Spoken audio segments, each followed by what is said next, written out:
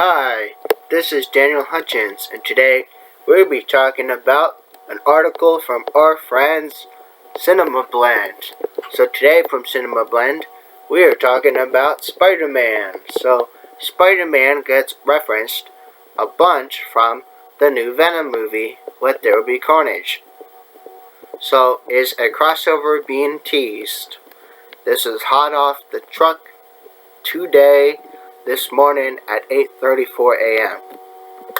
Now, there's a new trailer that came out. If you haven't seen the new Venom trailer, check it out on a different channel. Of course, not mine though, but a different channel.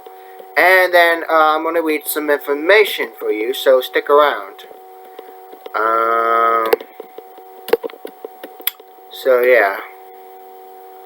There's something unprecedented going on at Sony Pictures regarding the construction of its superhero universe. There are direct connections to the character of Spider-Man being included in movies Sony's making, though no real indication that the Wallflower is set to show up.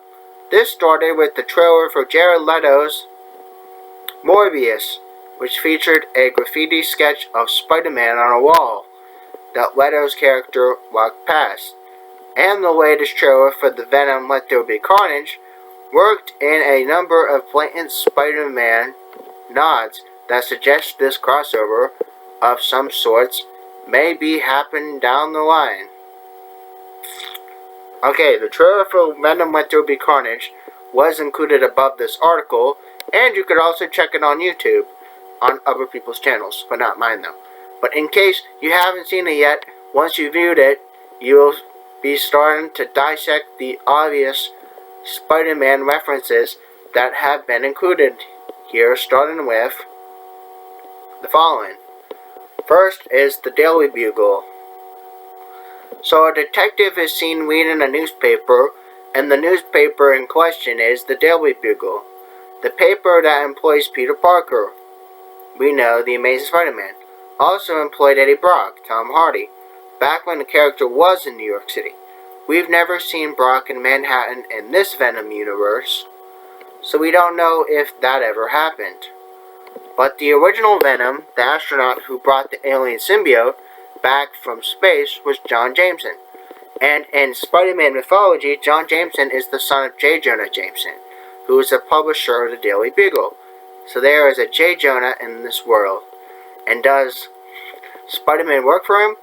It's also being reported that if you freeze frame this trailer as the detective crumbles up the paper, you'll notice that there's a headline that mentions the Avengers, but it's a whole different can of worms to open. Next coming up is Ravencroft Institute. Here's when things get to be very interesting. Ravencroft Institute is featured prominently in Venom Let There Be Carnage trailer. We have seen that location on screen before. It was showcased in Sony's The Amazing Spider-Man 2, starring Andrew Garfield. That was where Jamie Foxx's Electro was taken and held captive to study after turning into a supervillain. And we see other people, including Naomi Harris' mysterious character, caged at Ravencroft in similar fashion.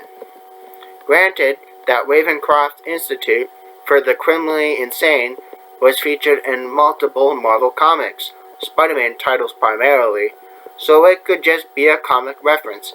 However, considering the numbers of rumors swirling around Andrew Garfield possibly returning to the role of Spider-Man in MCU's Spider-Man No Way Home, what are the chances that Garfield's being set up to return to his amazing world, just in the Venom movies?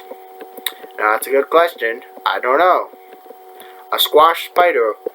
That's a little bit on the nose, but anytime a Venom trailer includes a visual reference of a spider, it's worth documenting. So far, the Venom universe being created at Sony isn't linking the anti-hero's origin to Peter Parker the way that it played out in the comic books. Instead, the symbiote comes to Earth through other means and learns how to bond with Eddie Brock, still a Venom world without Spider-Man. Seems a bit odd, And these clues cement some links between Venom and Spidey, maybe further down the line. Now, the spider gag in this trailer stood out because of the words uttered by Carnage, Woody Harrelson. As the bug appeared, he says,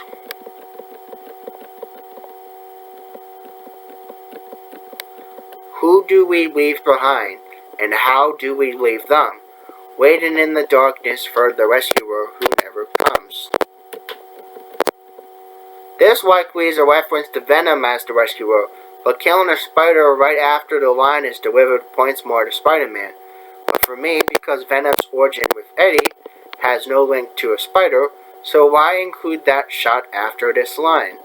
All these clues are pointing to something, but I can't yet figure out what it was. Sony owns the right to Spider-Man villains, which is why they are creating movies based on Venom and Morbius, or maybe even Kraven the Hunter. But for the time being, they are landing Spider-Man into Marvel and collaborating on movies for the MCU. Is this all groundwork for what's being laid when they get Spider-Man back and can work into these films? It's very possible, but would be years away if this were to ever happen.